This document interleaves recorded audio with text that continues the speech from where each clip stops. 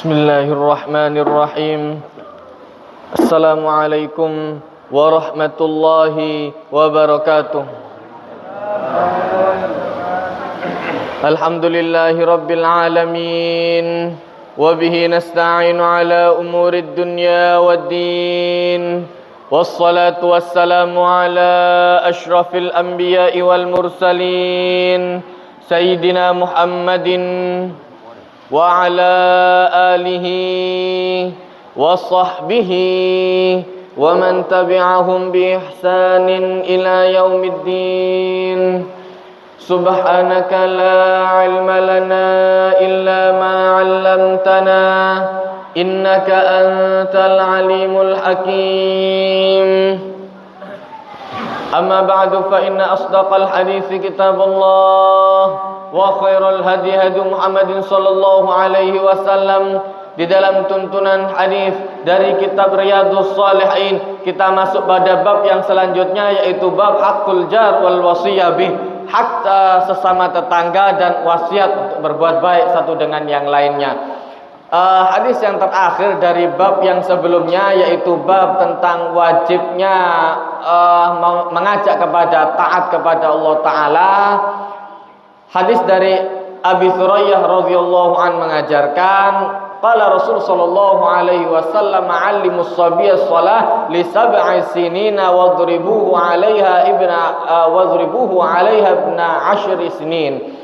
Hadis yang terakhir dari bab wajibnya mengajak kepada ketaatan, yaitu dari Abi Thurayyah bin Ma'bad Al-Juhani menjelaskan, sesungguhnya Rasul sallallahu alaihi wasallam bersabda, ini untuk kita yang memiliki anak, dititipi oleh Allah Ta'ala amanat, maka jaga amanat itu dengan baik. Rasul sallallahu alaihi wasallam mengajarkan, ajarkan kepada anak Anda untuk mengerjakan sholat wahum, sedang umur mereka adalah 7 tahun.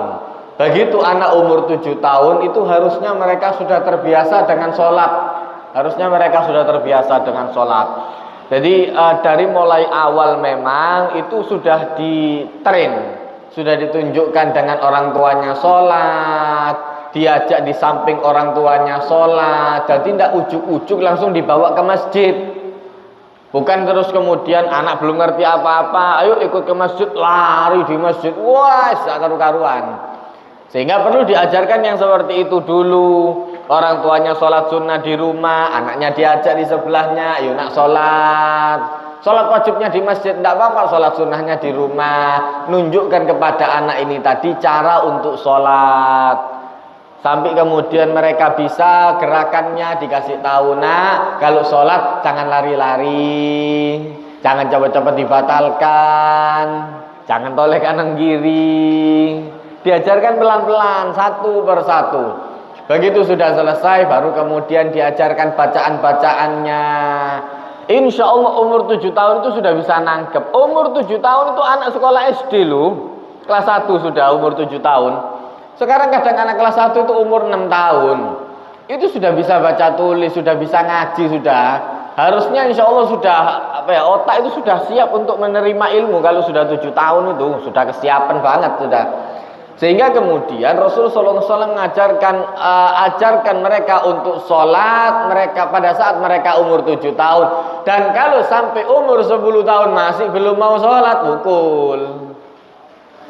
Karena biar ada aware, biar ada perhatian dari mereka. Umur 10 kok sudah sembahyang si anak. Mengajarkan anak di saat kecil itu akan lebih mudah, seperti orang mengukir di atas kayu atau mengukir di atas batu. Tapi kalau sudah orang dewasa, itu seperti mengukir di atas air, tidak bekas sama sekali, balik maning, itu ngono maning. Nah, ketika tauhid mereka dipupuk dari mulai kecil, insya Allah aman. Bab yang selanjutnya yaitu bab tentang hak kepada tetangga. Ayat yang dibawa oleh Imam An-Nawawi rahimahullah dari surat An-Nisa ayat 36. Qala Allah Ta'ala fi kitabihil karim, a'udzu billahi minasyaitonir rajim. Bismillahirrahmanirrahim. Wa'budullaha wa la tusyriku bihi syai'a wa bil walidaini ihsana wa bidzil qurba wal yatama wal masakini wal jari dzil qurba wal jaril junubi was sahibi bil jambi wa ibnis sabili wa ma malakat aymanukum innallaha la yuhibbu kalam fakhura. Nah, pada ayat ini Allah Ta'ala mengajarkan kepada kita semuanya aturan yang dibuat oleh Allah Ta'ala, urutan untuk berbuat baik. Allah Ta'ala mengajarkan wa'budullaha wa la tusyriku bihi syai'a. Ibadahlah kepada Allah Ta'ala. Kalau Anda punya sesuatu, Anda mau berterima kasih kepada seseorang, terima kasihnya kepada Allah Ta'ala dulu. Suatu hari Rasul Shallallahu Alaihi Wasallam berbicara dengan Mu'adz bin Jabal, ya Mu'adz, atadruna ma haqqun, tahukah Anda apa hak Allah Ta'ala kepada hambanya dan hak seorang hamba terhadap Tuhannya? Maka Mu'adz bin Jabal mengatakan, Allah wa Rasul alam, Allah Ta'ala dan Rasulnya yang mengetahui, lebih mengetahui. Maka dijawab oleh Rasul Shallallahu Alaihi Wasallam, adapun hak Allah Ta'ala atas hambanya, ayya'budu, hendaklah dia disembah, wala yusyriku bihi syai'a, dan tidak disekutukan oleh apapun. Hak Allah Ta'ala setelah Allah Ta'ala menciptakan kita, memberikan kesempatan kepada kita untuk hidup dan lain sebagainya, diberikan nikmat komplit luar biasa, mestinya Allah Ta'ala sudah seharusnya untuk disembah. Kemudian selanjutnya, dan tidak disekutukan oleh apapun. Ini enggak. Kemudian Rasul Shallallahu Alaihi Wasallam melanjutkan, dan tahukah Anda apa hak seorang hamba ketika dia sudah melakukan yang seperti itu? Maka dijawab sama seperti tadi oleh Mu'adz bin Jabal, apa ya Rasulullah?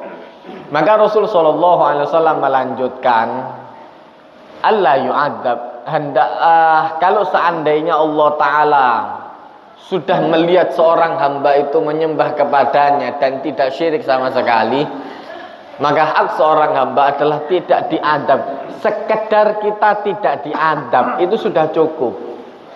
Sekedar kita tidak diadab itu sudah cukup.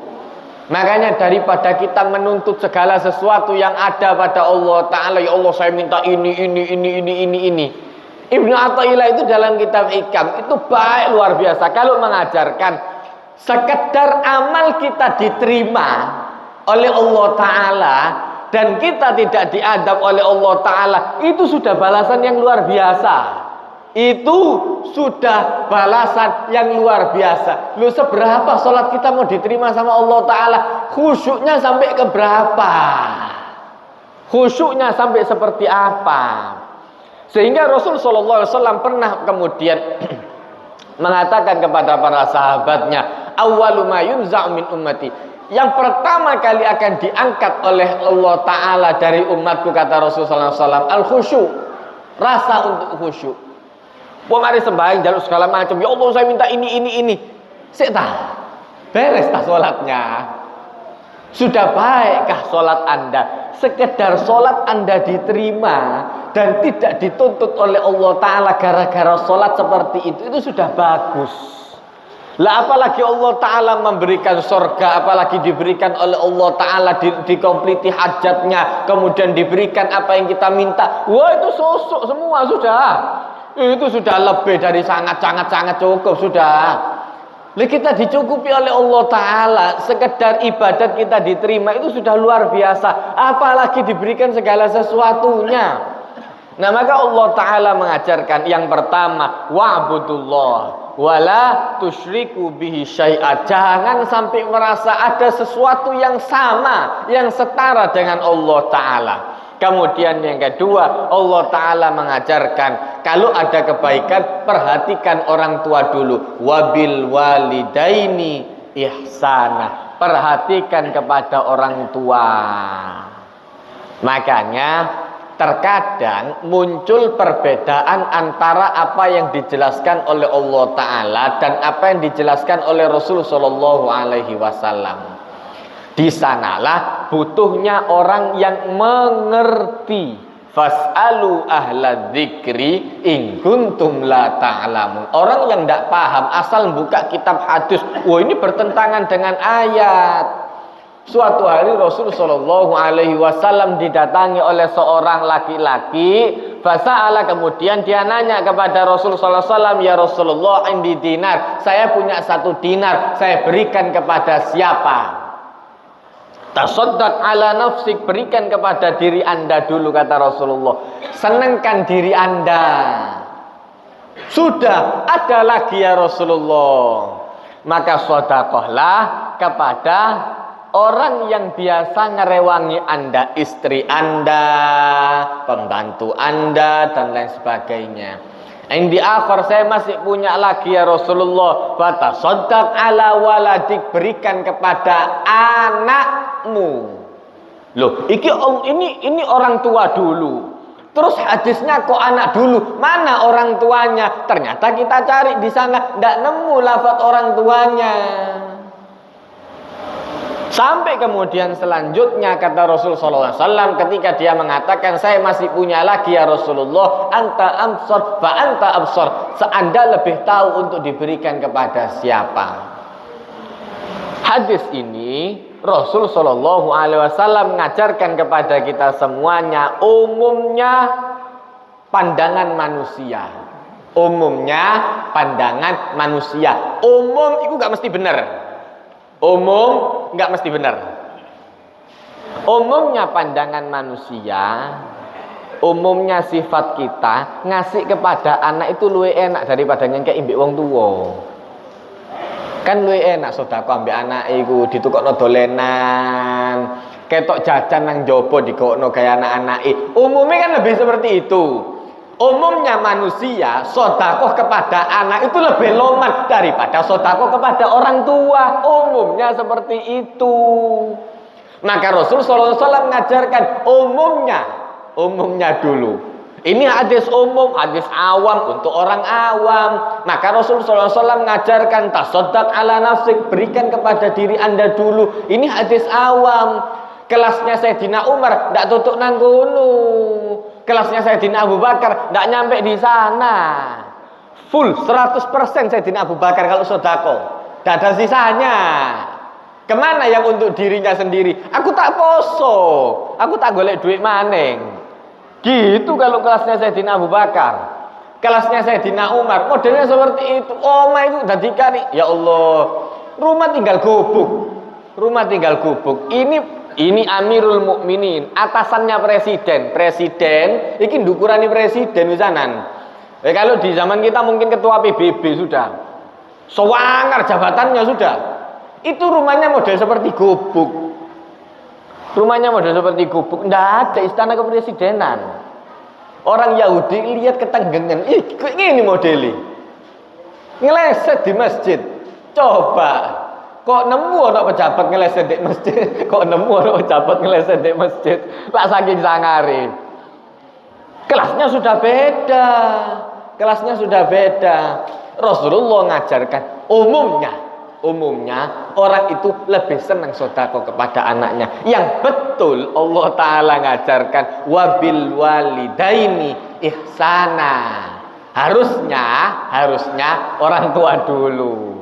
Setelah itu baru kemudian wadil qurba, kepada kerabat, wal yatama, perhatikan anak-anak yatim, wal masakin, orang-orang miskin yang ada di sekitar Anda, orang-orang yang tidak mampu. Baru kemudian Allah Ta'ala mengajarkan wal jaridil qurba wal jaril junubi.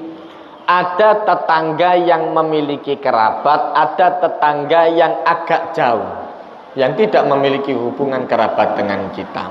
Umumnya mayoritas ulama tafsir mengartikan seperti itu.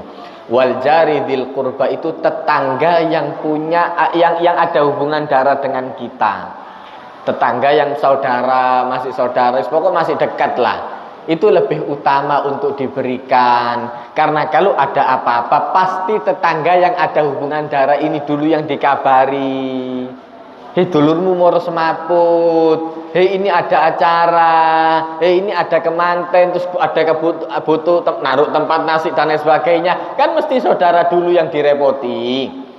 Terutama kalau itu tetangga, wal jari dzil qurba, perhatikan tetangga yang ada hubungan kerabat. Selanjutnya wal jaril junub, perhatikan tetangga yang walaupun tidak ada hubungan darah dengan Anda. Di dalam tafsir Ibn Katsir kemudian dijelaskan juga di sana wal jari dzil qurba itu adalah istri, wal jaril junubi adalah teman seperjalanan. Teman yang biasa kita ajak duduk bareng, itu delok-deloken, itu lihat-lihatan. Nah, Allah Ta'ala mengajarkan di sini sampai kemudian beribadat kepada Allah Ta'ala wabil walidaini ihsana. Jadi kita tahu kalau kita mau berbuat baik itu targetnya kemana dulu sih. Jangan sampai kepada orang lain itu baik luar biasa tapi sholatnya lupa. Lu terima kasihnya kepada siapa dulu? Allah Ta'ala wabil walidaini ihsana, kepada kedua orang tua ihsan itu ada di atasnya khair. Dalam Al-Quran, di dalam Al-Quran lafaz baik itu ada beberapa model. Terkadang Allah Ta'ala menggunakan kata hasan, terkadang Allah Ta'ala menggunakan khair, terkadang Allah Ta'ala menggunakan saleh. Terkadang Allah Ta'ala menggunakan lafaz al-bir, lan tanalul birra hatta tunfiqu mimma tuhibbun. Itu semua maknanya baik. Nah, lafaz hasan ini ihsan itu stratanya sudah tinggi. Stratanya sudah tinggi. Lebih tinggi lagi ada albir. Itu stratanya sudah tinggi hasan. Bagaimana ketika seorang berbuat baik, berbuat tidak baik kepada kita dan kita membalas dengan yang lebih baik. Makanya khusus untuk orang tua, Allah Ta'ala nggak ngajari untuk durhaka sama sekali. Dalam Al-Quran Allah Ta'ala ngajarkan ada dua cara berbicara dengan orang tua. Allah Ta'ala ngajarkan kalau seandainya di antara mereka imma yablughanna indakal kibara ahaduhuma au kilahuma fala taqul lahuma uff wala tanharhuma wa qul lahuma qaulan karima. Yang pertama adalah tipe orang tua yang mendidik kita dengan baik. Mereka membiayai kehidupan kita dengan uang yang halal. Mereka memberikan segala sesuatu yang dipunyainya untuk kita, yang dimilikinya untuk kita. Nah, orang tua dengan model seperti ini sudah baik luar biasa. Maka kalau bicara dengan mereka, qaulan karimah, kata-kata yang memuliakan. Kalau bahasa Jawa kromo inggil, yang baik. Ojo nambe wong tua ya tek kon. Ya salamu dewe kok ndak ngene. Lu ini orang tua ngomong sama orang tuanya kok pakai kuasa kayak gini ya Allah. Makanya tas sandal ku dicoplat nang jopo, jangan sandal gue. Ini orang tua. Tipe yang kedua adalah tipe orang tua yang mungkin tidak mendidik kita dengan baik. Mereka membiarkan kita, mereka kemudian mungkin memberi makan dari rezeki yang tidak baik. Anda bisa mendapatkan hidayah dari jalur orang lain, bukan dari jalur orang tua Anda. Maka tetap Allah Ta'ala mengajarkan kalau seandainya mereka di antara mereka kemudian mengajak Anda untuk lupa kepada Allah Ta'ala, faqul lahum qaulan maisura. Kalau bicara kepada mereka, bicara itu dengan kalimat yang maisura, itu yang mudah untuk diterima oleh telinga.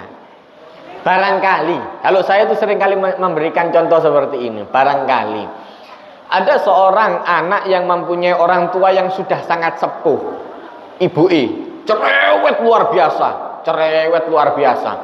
Bisa ngokong, biyen niku bekas wong nakal lah. Iku jarang sembahyang, sudah ibunya ini jarang sholat. Ya apa Ustadz untuk kemudian saya ini mau sholat, baru saya siapkan untuk makan, baru disiapkan untuk makan. Jenenge wong tuwa, pikun misanan. Sudah disiapkan makan jam 5, disediakan. Sudah Bu, ya wis mangan apa segala macem niku dipangan ambek gemeter-gemeter ngene. Wis entek wisanan, ditaruh di koran. Dia siap-siap mandi, wudu, mau sholat maghrib. Diseneni ambek aneh. Ojo sembayang tok ta. Wah aku ladone ono, durung mangan si anan. Jam 5 mangan, piringe durung dikorai. Ndak usah dijak debat. Ndak usah diajak debat, kesel. Dosa. Ndak usah diajak debat. Ndak delok tapi harus ono nang kene. Wah, lha opo? Ada apa? Ndak usah diajak debat. Qaulan maisura itu sesuatu yang mudah didengar oleh telinga. Ojo sembayang tuh aku cepakno mangan. Iya. Tak cepakno. Sebentar. Tinggalan sembayang, balik cepakno mangan maneh. Wis. Daripada mbok dook-dookno. Eker-ekeran. Ya orang tuh jenenge wong tuh. Jenenge wong tuwa. Masih mbok seneni sampai kesel paling nelongso. Paling dia nelongso, weruh gak tak lahirno kon nak. Lu kalau sampai keluar kalimat seperti itu kan gawe gelo wong tuwa tambah dosa. Nah, Allah Taala itu ngajarkan di sana.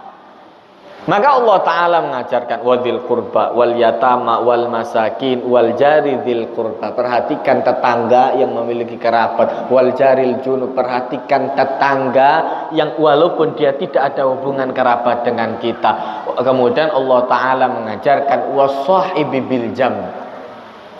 Wassahibi bil jambi ini adalah teman sejawat kita. Teman nongkrong kita, besti, bose arek-arek saiki. Ya kan? Besti.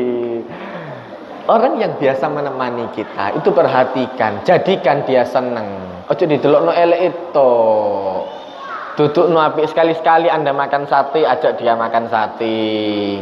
Ojo dicurhati sing soro terus akhirnya tambah kesasar. Ari awale kena tambah mbok sambati terus akhirnya tambah ra karu-karuan ya Allah. Wassahibi bil jam. Orang yang biasa menemani Anda menemani di samping Anda. Kemudian Allah Taala mengajarkan wabnis sabil, perhatikan orang yang dalam perjalanan. Sedekah paling utama kata Rasulullah adalah sedaqatul ma, sedekah air yang diberikan kepada orang yang dalam perjalanan haus. Datang perjalanan, monggo disediakan airnya dulu, baru ngobrol. Ojo lungguh, ada keperluan apa Pak ya? Banyune durung metu sana. Entek suara, entek suara ya Allah. Sepi durung ana banyune. Banyune dicepakno dhisik, baru diajak ngobrol. Ada keperluan apa kan gitu? Kan gitu. Oh ndak Ustaz, wong omahe ndak sepiro aduk teko kene, walaupun ndak seberapa jauh.